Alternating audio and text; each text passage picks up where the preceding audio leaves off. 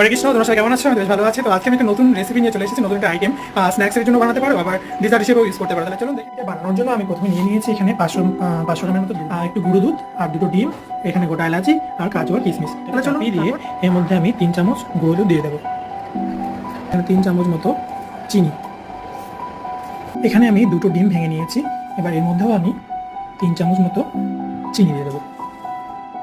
ডিম চিনির বেটারটা তৈরি হয়ে গেছে, খুব সুন্দর করে মিশে গেছে একদম। আর এদিকে আমার দুধটা অনেকটা কমে এসেছে। এর মধ্যে আমি এলাচিও দিয়ে দিয়েছি, গোটা এলাচিগুলো ভেঙে দিতে হবে, তাহলে ডিমের গন্ধটা থাকবে না।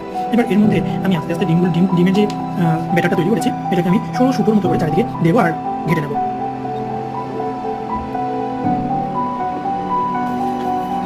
সুন্দর ঘনত্ব তৈরি হয়ে গেছে, এই যে মানে হয়ে গেছে।